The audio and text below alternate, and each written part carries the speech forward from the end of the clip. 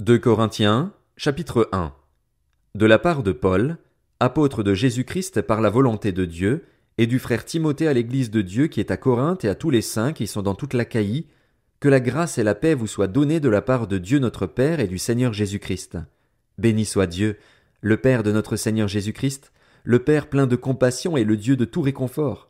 Il nous réconforte dans toutes nos détresses afin que nous puissions réconforter ceux qui se trouvent dans la détresse, grâce à l'encouragement que nous recevons nous-mêmes de la part de Dieu.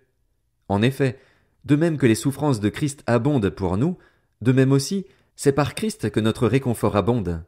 Si nous sommes dans la détresse, c'est pour votre réconfort et pour votre salut. Si nous sommes encouragés, c'est pour votre encouragement, pour vous permettre de supporter les mêmes souffrances que celles que nous endurons. Et notre espérance à votre sujet est ferme, parce que nous savons que si vous avez part aux souffrances, vous avez part aussi au réconfort.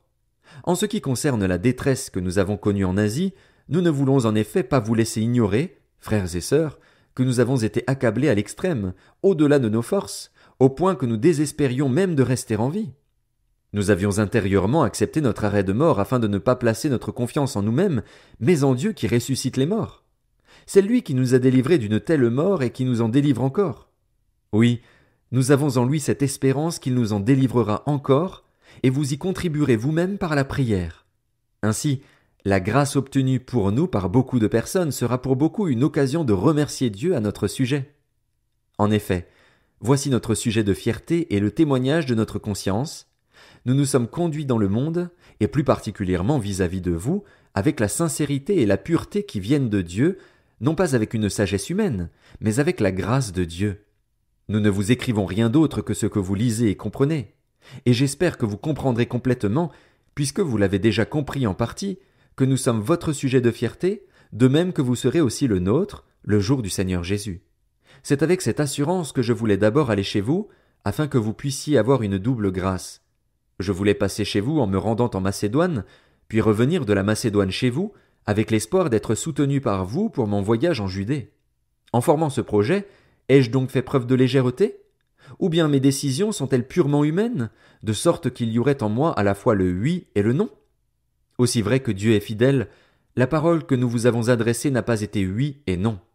En effet, le Fils de Dieu, Jésus-Christ, que nous avons prêché au milieu de vous, Sylvain, Timothée et moi, n'a pas été oui et non. Au contraire, en lui il n'y a que le oui. En effet, pour toutes les promesses de Dieu, c'est en lui que se trouve le oui, et c'est donc aussi par lui que nous disons Amen à Dieu, pour sa gloire.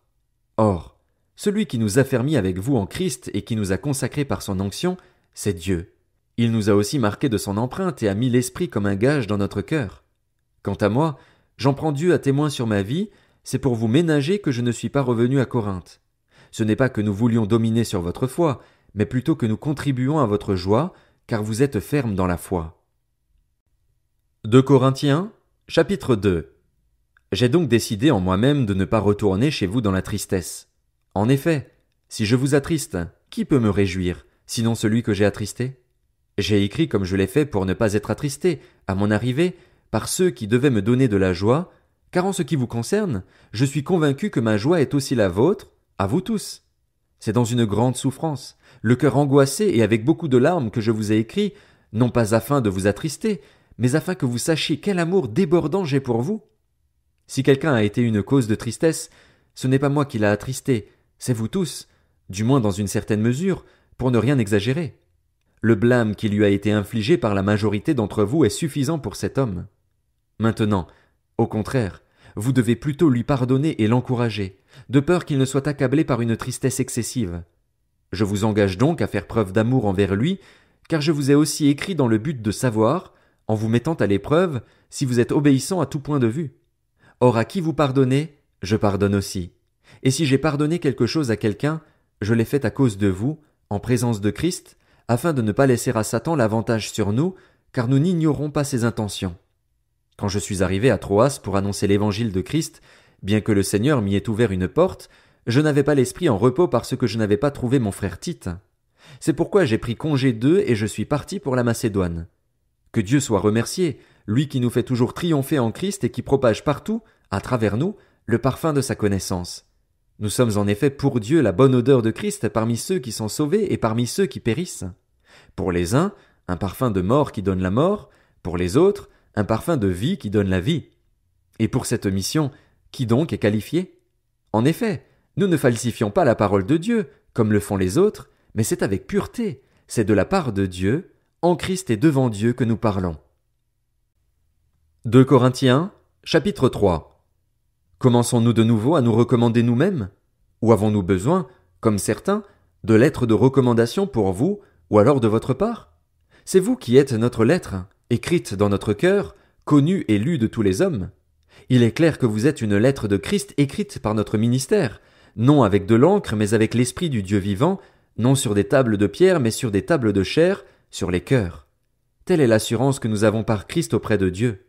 Je ne dis pas que nous soyons capables, par nous-mêmes, de concevoir quelque chose comme si cela venait de nous. Notre capacité, au contraire, vient de Dieu. Il nous a aussi rendus capables d'être serviteurs d'une nouvelle alliance, non de la lettre, mais de l'esprit. Car la lettre tue, mais l'esprit fait vivre. Or, si le ministère de la mort, gravé avec des lettres sur des pierres, a été glorieux au point que les Israélites ne pouvaient pas fixer les regards sur le visage de Moïse à cause de la gloire dont il rayonnait et qui, pourtant, était passagère, combien le ministère de l'esprit sera plus glorieux? En effet, si le ministère de la condamnation a été glorieux, le ministère de la justice est bien plus glorieux encore. Et même, de ce point de vue, ce qui était glorieux a perdu son éclat à cause de la gloire qui lui est supérieure. En effet, si ce qui était passager a été marqué par la gloire, ce qui est permanent sera bien plus glorieux. Puisque nous avons une telle espérance, nous faisons preuve d'une grande assurance.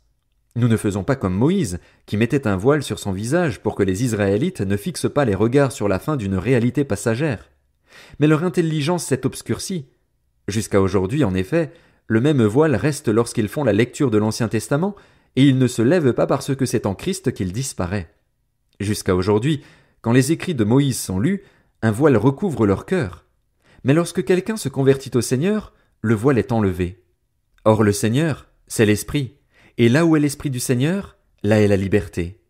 Nous tous qui, sans voile sur le visage, contemplons comme dans un miroir la gloire du Seigneur, nous sommes transformés à son image, de gloire en gloire, par l'Esprit du Seigneur. 2 Corinthiens, chapitre 4. Ainsi donc, puisque par la bonté de Dieu nous avons ce ministère, nous ne perdons pas courage. Nous rejetons les actions honteuses qui se font en secret, nous ne nous conduisons pas avec ruse et nous ne falsifions pas la parole de Dieu. Au contraire, en faisant connaître clairement la vérité, nous nous recommandons à toute conscience d'homme devant Dieu. Si notre évangile est encore voilé, il l'est pour ceux qui périssent, pour les incrédules dont le Dieu de ce monde a aveuglé l'intelligence afin qu'ils ne voient pas briller l'éclat que projette l'évangile de la gloire de Christ, qui est l'image de Dieu. Nous ne nous prêchons pas nous-mêmes, c'est Jésus-Christ le Seigneur que nous prêchons, et nous nous déclarons vos serviteurs à cause de Jésus. En effet, le Dieu qui a ordonné que la lumière brille du sein des ténèbres a aussi fait briller sa lumière dans notre cœur pour faire resplendir la connaissance de la gloire de Dieu dans la personne de Jésus-Christ. Nous portons ce trésor dans des vases de terre afin que cette puissance extraordinaire soit attribuée à Dieu et non à nous. Nous sommes pressés de toutes parts, mais non écrasés, inquiets, mais non désespérés, persécutés, mais non abandonnés, abattus, mais non anéantis. Nous portons toujours avec nous dans notre corps l'agonie du Seigneur Jésus afin que la vie de Jésus soit aussi manifestée dans notre corps. En effet, nous qui vivons, nous sommes sans cesse livrés à la mort à cause de Jésus afin que la vie de Jésus soit elle aussi révélée dans notre corps mortel. Ainsi la mort est à l'œuvre en nous et la vie en vous. Et comme nous avons le même esprit de foi que celui exprimé dans cette parole de l'Écriture, j'ai cru, c'est pourquoi j'ai parlé, nous aussi nous croyons, et c'est pour cela que nous parlons. Nous savons en effet que celui qui a ressuscité le Seigneur Jésus nous ressuscitera aussi par Jésus et nous fera paraître avec vous dans sa présence. Oui, tout cela arrive à cause de vous afin que la grâce, en se multipliant, fasse abonder la reconnaissance d'un plus grand nombre à la gloire de Dieu. Voilà pourquoi nous ne perdons pas courage. Et même si notre être extérieur se détruit, notre être intérieur se renouvelle de jour en jour. En effet, nos légères difficultés du moment présent produisent pour nous, au-delà de toute mesure, un poids éternel de gloire. Ainsi nous regardons non pas à ce qui est visible, mais à ce qui est invisible, car les réalités visibles sont passagères et les invisibles sont éternelles. 2 Corinthiens, chapitre 5. Nous savons, en effet, que si notre habitation terrestre, qui n'est qu'une tente, est détruite, nous avons dans le ciel un édifice qui est l'œuvre de Dieu, une habitation éternelle qui n'est pas faite par la main de l'homme. Et nous gémissons dans cette tente avec l'ardent désir de revêtir notre domicile céleste, puisque, après avoir été ainsi revêtus, nous ne serons pas trouvés nus. En effet, nous qui sommes dans cette tente, nous gémissons, accablés, parce que nous voulons non pas nous dévêtir, mais au contraire nous revêtir, afin que ce qui est mortel soit englouti par la vie. Et celui qui nous a préparés pour cela, c'est Dieu, qui nous a donné le gage de l'Esprit. Nous sommes donc toujours pleins de confiance et nous savons que, tant que nous habitons dans ce corps, nous sommes loin de notre patrie, loin du Seigneur, car nous marchons par la foi et non par la vue. Oui, nous sommes pleins de confiance et nous aimerions mieux quitter ce corps pour aller vivre auprès du Seigneur. C'est aussi pour cela que nous nous efforçons de lui être agréables, soit que nous vivions dans ce corps, soit que nous le quittions. En effet, il nous faudra tous comparaître devant le tribunal de Christ afin que chacun reçoive le salaire de ce qu'il aura fait, bien ou mal, alors qu'il était dans son corps. Ainsi donc, puisque nous savons ce qu'est la crainte du Seigneur, nous cherchons à convaincre les hommes. Quant à Dieu, il nous connaît, et j'espère que dans votre conscience vous nous connaissez aussi. Nous n'allons pas de nouveau nous recommander nous-mêmes auprès de vous, mais nous voulons vous donner l'occasion de vous montrer fiers à notre sujet, afin que vous puissiez répondre à ceux qui mettent leur fierté dans les apparences et non dans ce qui relève du cœur. En effet, si nous avons fait preuve de folie, c'était pour Dieu. Si nous sommes raisonnables, c'est pour vous.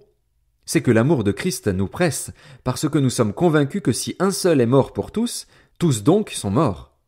Et s'il est mort pour tous, c'était afin que ceux qui vivent ne vivent plus pour eux-mêmes, mais pour celui qui est mort et ressuscité pour eux.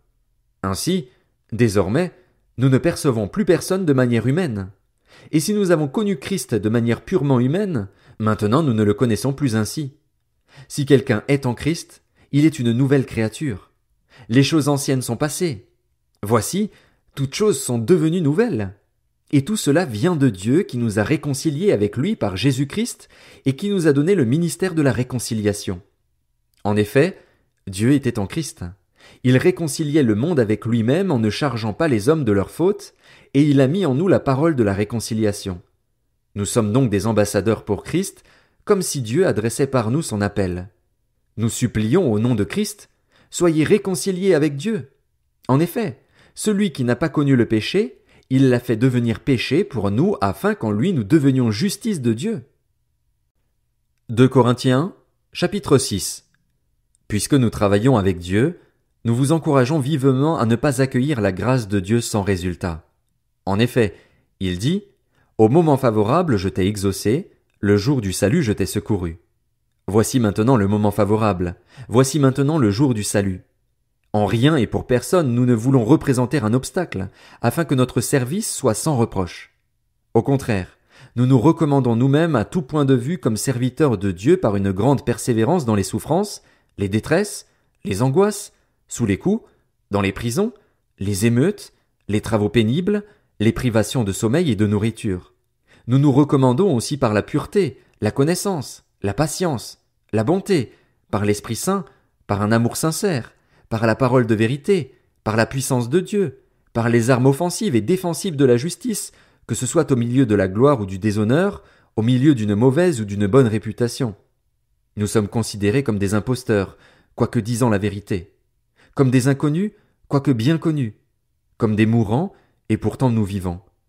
Nous sommes comme condamnés, et pourtant pas mis à mort, comme attristés, et pourtant nous sommes toujours joyeux, comme pauvres, et pourtant nous en enrichissons beaucoup, comme n'ayant rien, alors que nous possédons tout.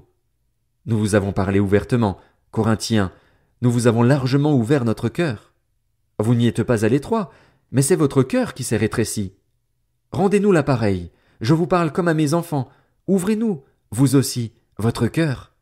Ne formez pas un attelage disparate avec des incroyants. En effet, quelle relation y a-t-il entre la justice et le mal? Ou qu'y a-t-il de commun entre la lumière et les ténèbres? Quel accord y a-t-il entre Christ et le diable? Ou quelle part le croyant a-t-il avec l'incroyant? Quel rapport peut-il y avoir entre le temple de Dieu et les idoles? En effet, vous êtes le temple du Dieu vivant, comme Dieu l'a dit, « J'habiterai et je marcherai au milieu d'eux, je serai leur Dieu et ils seront mon peuple. » C'est pourquoi, sortez du milieu d'eux et séparez-vous, dit le Seigneur. Ne touchez pas à ce qui est impur et je vous accueillerai. Je serai pour vous un père et vous serez pour moi des fils et des filles, dit le Seigneur Tout-Puissant. 2 Corinthiens, chapitre 7. Puisque nous avons de telles promesses, bien-aimés, purifions-nous de tout ce qui souille notre corps et notre esprit et poursuivons jusqu'au bout la sainteté dans la crainte de Dieu. Faites-nous une place dans votre cœur. Nous n'avons fait de tort à personne. Nous n'avons ruiné personne. Nous n'avons exploité personne. Ce n'est pas pour vous condamner que je parle ainsi, car j'ai déjà dit que vous êtes dans notre cœur à la vie et à la mort. J'ai une grande confiance en vous. J'ai toute raison d'être fier de vous. Je suis pleinement réconforté, débordant de joie au milieu de toutes nos difficultés. Depuis notre arrivée en Macédoine, en effet, nous n'avons connu aucun repos. Nous étions au contraire pressés de toutes parts, lutte au dehors, crainte au dedans. Mais Dieu, qui réconforte ceux qui sont abattus, nous a encouragés par l'arrivée de Tite, et non seulement par son arrivée, mais encore par le réconfort qu'il avait reçu de vous. Il nous a raconté votre vive affection, vos larmes, votre zèle pour moi, de sorte que ma joie a été d'autant plus grande. Même si je vous ai attristé par ma lettre, je ne le regrette pas. Et si je l'ai regretté, car je vois que cette lettre vous a momentanément attristé, je me réjouis maintenant, non pas de ce que vous avez été attristé, mais de ce que votre tristesse vous a amené à changer d'attitude, car vous avez été attristé selon Dieu, si bien que vous n'avez subi aucun dommage de notre part. En effet, la tristesse selon Dieu produit une repentance qui conduit au salut et que l'on ne regrette jamais, tandis que la tristesse du monde produit la mort. Cette même tristesse selon Dieu, voyez quel empressement elle a produit en vous. Quelles excuses, quelle indignation, quelle crainte, quel désir ardent, quel zèle, quelle punition. Vous avez démontré à tout point de vue que vous étiez pur dans cette affaire. Si donc je vous ai écrit, ce n'était ni à cause de celui qui a commis le tort, ni à cause de celui qui l'a subi. C'était afin de rendre évident à votre esprit, devant Dieu, votre empressement pour nous. Voilà ce qui nous a réconfortés. Mais nous n'avons pas seulement été réconfortés. Nous avons été beaucoup plus encore réjouis de constater la joie de Tite, qui a eu l'esprit tranquillisé par vous tous. Si je me suis quelque peu vanté à votre sujet devant lui, je n'ai pas eu à en rougir. Mais, comme nous vous avons toujours dit la vérité, ce dont nous nous sommes montrés fiers auprès de Tite s'est aussi trouvé être la vérité. Et son affection pour vous est d'autant plus grande quand il se souvient de votre obéissance à tous et de l'accueil que vous lui avez réservé avec crainte et profond respect. Je me réjouis de pouvoir entièrement compter sur vous. 2 Corinthiens, chapitre 8. Par ailleurs, frères et sœurs, nous vous faisons connaître la grâce que Dieu a accordée aux églises de la Macédoine. Au milieu même de la grande épreuve de leur souffrance, leur joie débordante et leur pauvreté profonde les ont conduits à faire preuve d'une très grande générosité. Je l'atteste, ils ont donné volontairement selon leurs moyens, et même au-delà de leurs moyens, et c'est avec beaucoup d'insistance qu'ils nous ont demandé la grâce de prendre part à ce service en faveur des saints. Ils ont fait plus que ce que nous espérions, car ils se sont d'abord donnés eux-mêmes au Seigneur, puis à nous, par la volonté de Dieu. Nous avons donc encouragé Tite à parachever, chez vous aussi, ce geste de générosité, comme il l'avait d'ailleurs commencé. De votre côté, vous avez tout en abondance, la foi, la parole, la connaissance, le zèle à tout point de vue et l'amour pour nous. Faites en sorte que la même abondance se manifeste dans cet acte de grâce. Je ne dis pas cela pour donner un ordre, mais pour éprouver la sincérité de votre amour par l'exemple du zèle des autres. En effet, vous connaissez la grâce de notre Seigneur Jésus-Christ. Pour vous, il s'est fait pauvre alors qu'il était riche, afin que par sa pauvreté vous soyez enrichis. C'est un avis que je donne à ce sujet, et c'est ce qui vous convient, puisque dès l'année dernière vous avez été les premiers non seulement à faire une collecte, mais aussi à la vouloir. Menez-la donc maintenant à bien afin que sa réalisation corresponde, en fonction de vos moyens, à l'empressement que vous avez mis à la vouloir. Quand la bonne volonté existe, on est bien accueilli en fonction de ce que l'on a, et non de ce que l'on n'a pas. En effet, il ne s'agit pas de vous exposer à la détresse pour en soulager d'autres, mais de suivre un principe d'égalité. Dans les circonstances actuelles, votre abondance pourvoira à leurs besoins, afin que leur abondance aussi pourvoie à vos besoins. C'est ainsi qu'il y aura égalité, conformément à ce qui est écrit, « Celui qui avait ramassé beaucoup n'avait rien de trop, et celui qui avait ramassé peu ne manquait de rien. » Que Dieu soit remercié, lui qui a mis dans le cœur de Tite le même zèle pour vous.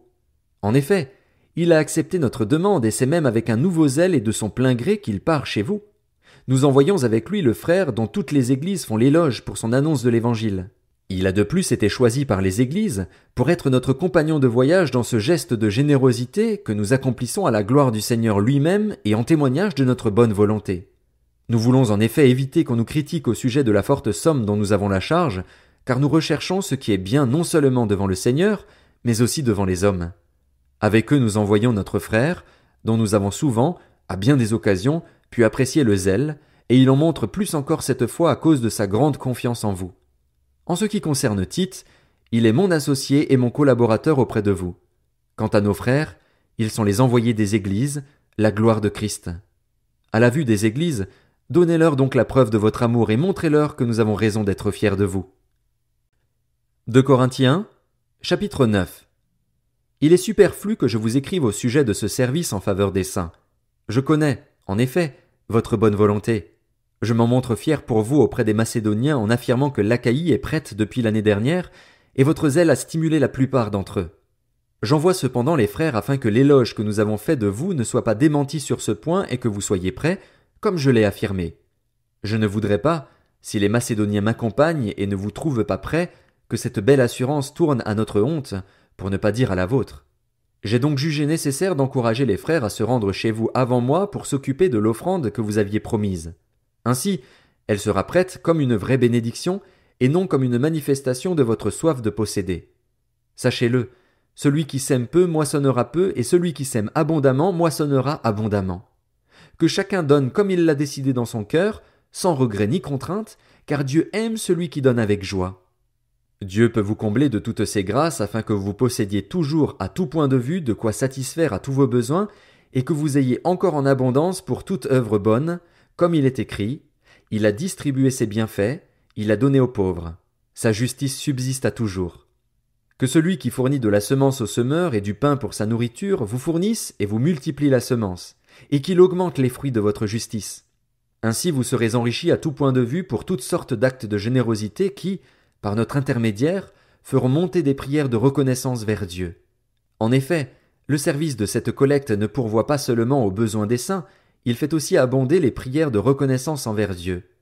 À travers l'expérience qu'ils font de ce service, ils célèbrent la gloire de Dieu à cause de l'obéissance dont vous faites preuve dans votre adhésion à l'évangile de Christ et de votre générosité dans la solidarité avec eux et avec tous. Et ils prient pour vous parce qu'ils ont une vive affection pour vous, à cause de la grâce surabondante que Dieu vous a faite. Que Dieu soit remercié pour son don incomparable. 2 Corinthiens, chapitre 10. Moi, Paul, je vous adresse un appel par la douceur et la bonté de Christ, moi qui suis humble quand je suis parmi vous, mais plein de hardiesse envers vous quand je suis loin. Je vous en prie, ne me forcez pas, lorsque je serai présent, à recourir avec hardiesse à l'assurance dont je compte faire preuve contre quelques-uns, contre ceux qui estiment que nous nous conduisons de façon purement humaine. Si en effet nous vivons dans la réalité humaine, nous ne combattons pas de façon purement humaine.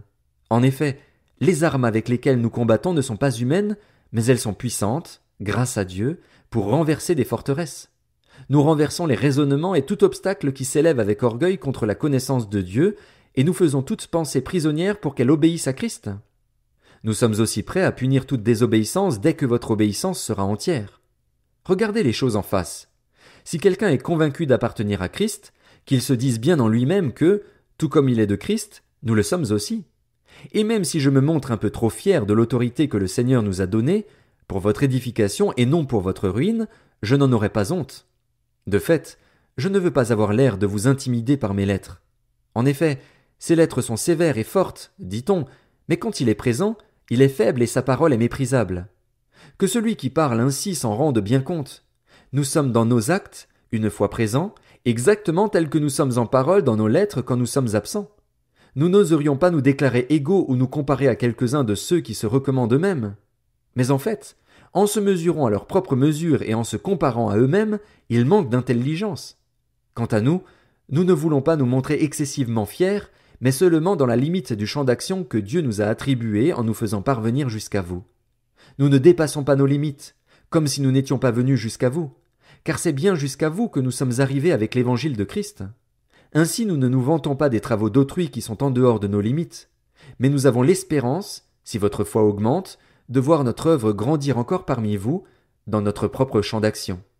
Nous pourrons alors évangéliser les régions situées au-delà de chez vous sans nous vanter du travail déjà fait par d'autres dans leur propre champ d'action. Que celui qui veut éprouver de la fierté mette sa fierté dans le Seigneur. En effet, ce n'est pas celui qui se recommande lui-même qui est approuvé, c'est celui que le Seigneur recommande. 2 Corinthiens, chapitre 11. Si seulement vous pouviez supporter de ma part un peu de folie. Mais oui, supportez-moi. En effet, je suis jaloux de vous, de la jalousie de Dieu, parce que je vous ai fiancé à un seul époux pour vous présenter à Christ comme une vierge pure. Cependant, de même que le serpent a trompé Ève par sa ruse, j'ai peur que vos pensées ne se corrompent et ne se détournent de la simplicité et de la pureté vis-à-vis de Christ. En effet, si quelqu'un vient vous prêcher un autre Jésus que celui que nous avons prêché, ou si vous recevez un autre esprit que celui que vous avez reçu ou un autre évangile que celui que vous avez accepté, vous le supportez très bien. Or j'estime n'avoir été en rien inférieur à ces super apôtres. Si je suis incompétent du point de vue de l'éloquence, je ne le suis pas pour ce qui est de la connaissance, et nous l'avons clairement démontré parmi vous à tout point de vue et en toute occasion.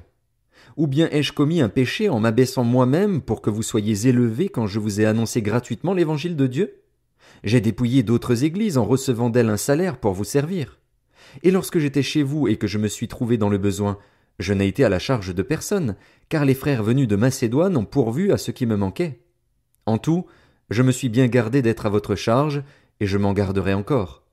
Par la vérité de Christ qui est en moi, j'affirme que personne ne m'enlèvera ce sujet de fierté dans les régions de l'Achaïe. Pourquoi? Parce que je ne vous aime pas? Dieu le sait. Mais j'agis ainsi, et je le ferai encore, pour enlever toute occasion à ceux qui en cherchent une de se montrer nos égaux sur un point dont ils se vantent.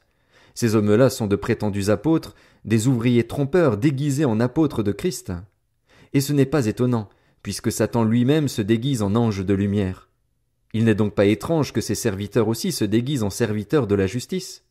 Leur fin sera conforme à leurs actes. Je le répète, que personne ne me prenne pour un homme dépourvu de bon sens. Ou alors, acceptez-moi comme fou afin que moi aussi, je puisse me vanter un peu. Ce que je vais dire, je ne le dirai pas selon le Seigneur, mais comme par folie, avec l'assurance d'avoir des raisons de me vanter. Puisque beaucoup se vantent selon des critères purement humains, je me vanterai aussi. En effet, vous supportez volontiers les hommes dépourvus de bon sens, vous qui êtes raisonnables. Vous supportez qu'on fasse de vous des esclaves, qu'on vous exploite, qu'on vous dépouille, qu'on vous traite avec arrogance, qu'on vous frappe au visage. J'ai honte de le dire, nous avons montré de la faiblesse pour cela. Cependant, tout ce qu'on peut oser dire, je parle comme un fou, moi aussi, j'ose le dire. Sont-ils hébreux? Moi aussi. Sont-ils israélites? Moi aussi. Ils sont de la descendance d'Abraham? Moi aussi. Ils sont serviteurs de Christ? Je parle comme un fou. Je le suis plus encore. J'ai bien plus connu les travaux pénibles, infiniment plus les coups, bien plus encore les emprisonnements, et j'ai souvent été en danger de mort. 5 fois j'ai reçu des Juifs les 40 coups moins 1. 3 fois j'ai été fouetté. 1 fois j'ai été lapidé. 3 fois j'ai fait naufrage. J'ai passé 1 jour et 1 nuit dans la mer. Fréquemment en voyage, j'ai été en danger sur les fleuves, en danger de la part des brigands, en danger de la part de mes compatriotes, en danger de la part des non-juifs, en danger dans les villes, en danger dans les déserts, en danger sur la mer, en danger parmi les prétendus frères. J'ai connu le travail et la peine, j'ai été exposé à de nombreuses privations de sommeil, à la faim et à la soif, à de nombreux jeûnes, au froid et au dénuement. Et, sans parler du reste, je suis assailli chaque jour par le souci que j'ai de toutes les églises. Qui est faible sans que je sois faible? Qui vient à tomber sans que je brûle? S'il faut se vanter, c'est de ma faiblesse que je me vanterai.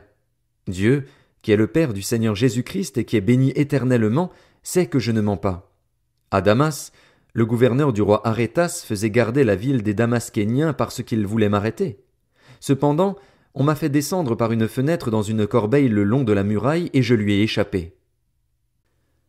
2 Corinthiens, chapitre 12. Faut-il se vanter? Cela ne m'est pas utile. J'en viendrai cependant à des visions et à des révélations du Seigneur. Je connais un homme en Christ qui, il y a 14 ans, a été enlevé jusqu'au 3e ciel. Était-ce dans son corps ou à l'extérieur de son corps?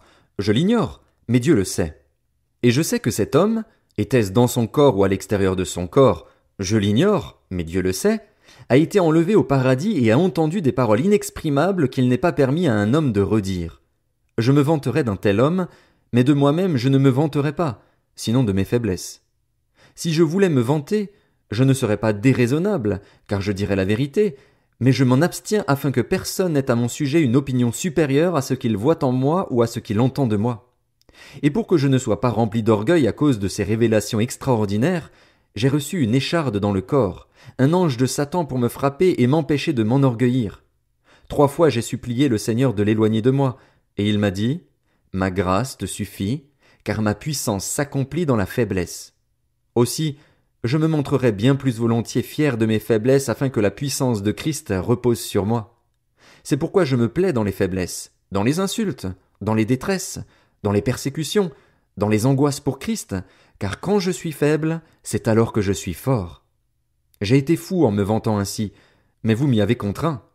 C'est par vous que j'aurais dû être recommandé, car je n'ai en rien été inférieur à ces super apôtres, bien que je ne sois rien. Les marques de mon ministère d'apôtre ont été produites au milieu de vous par une persévérance à toute épreuve, par des signes, des prodiges et des miracles. En quoi avez-vous été moins bien traité que les autres églises, sinon en ce que je n'ai pas été à votre charge? Pardonnez-moi cette injustice. Voici que pour la 3e fois je suis prêt à aller chez vous, et je ne serai pas à votre charge, car ce ne sont pas vos biens que je recherche, c'est vous-même. En effet, ce n'est pas aux enfants de faire des réserves pour leurs parents, mais aux parents pour leurs enfants. Quant à moi, je ferai très volontiers des dépenses et je me dépenserai moi-même pour vous, même si plus je vous aime, moins je suis aimé de vous. Soit, je n'ai pas été à votre charge, mais, fourbe comme je suis, je vous aurais pris par ruse. Vous ai-je exploité par l'un de ceux que je vous ai envoyés? J'ai encouragé Tite à aller chez vous et avec lui j'ai envoyé le frère. Est-ce que Tite a exigé quelque chose de vous? N'avons-nous pas marché dans le même esprit, sur les mêmes traces? Vous vous imaginez depuis longtemps que nous cherchons à nous justifier devant vous. C'est devant Dieu, en Christ, que nous parlons, et tout cela, bien-aimés, pour votre édification. J'ai peur, en effet, qu'à mon arrivée je ne vous trouve pas tel que je le voudrais et que vous ne me trouviez pas tel que vous le voudriez.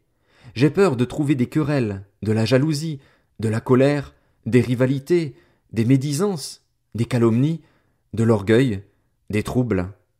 J'ai peur qu'à mon arrivée mon Dieu ne m'humilie de nouveau à votre sujet et que je n'aie à pleurer sur plusieurs de ceux qui ont péché précédemment et qui ne se sont pas détournés de l'impureté, l'immoralité sexuelle et la débauche auxquelles ils se sont livrés. 2 Corinthiens, chapitre 13. Je vais venir chez vous pour la 3e fois. Toute affaire se réglera sur la déclaration de 2 ou de 3 témoins. Je l'ai déjà dit et je le répète, comme je l'ai fait lors de ma 2e visite, et aujourd'hui que je suis absent, je l'écris encore à ceux qui ont péché précédemment et à tous les autres. Si je reviens chez vous, je ne ménagerai personne, puisque vous cherchez une preuve que Christ parle en moi. En effet, lui n'est pas faible envers vous, mais il est puissant parmi vous. Oui, Christ a été crucifié à cause de sa faiblesse, mais il vit par la puissance de Dieu. Nous aussi, nous sommes faibles en lui, mais nous vivrons avec lui par la puissance de Dieu pour agir envers vous. Examinez-vous vous-même pour savoir si vous êtes dans la foi. Mettez-vous vous-même à l'épreuve. Ne reconnaissez-vous pas que Jésus-Christ est en vous? À moins peut-être que vous ne soyez disqualifiés. Mais j'espère bien que vous reconnaîtrez que nous ne sommes pas disqualifiés. Cependant, je prie Dieu que vous ne fassiez rien de mal, non pour que nous paraissions nous-mêmes avoir réussi, mais afin que vous pratiquiez le bien même si nous semblons disqualifiés. En effet, nous n'avons pas de puissance contre la vérité, nous n'en avons que pour la vérité. Nous nous réjouissons chaque fois que nous sommes faibles alors que vous êtes forts. Ce que nous demandons dans nos prières, c'est votre perfectionnement. Voilà pourquoi j'écris cela étant absent, afin que, une fois présent, je n'ai pas à faire preuve de sévérité, conformément à l'autorité que le Seigneur m'a donnée pour construire et non pour démolir. Pour le reste, frères et sœurs, soyez dans la joie, travaillez à vous perfectionner, encouragez-vous, vivez en plein accord, dans la paix, et le Dieu d'amour et de paix sera avec vous. Saluez-vous les uns les autres par un saint baiser. Tous les saints vous saluent. Que la grâce du Seigneur Jésus-Christ, l'amour de Dieu et la communion du Saint-Esprit soient avec vous tous.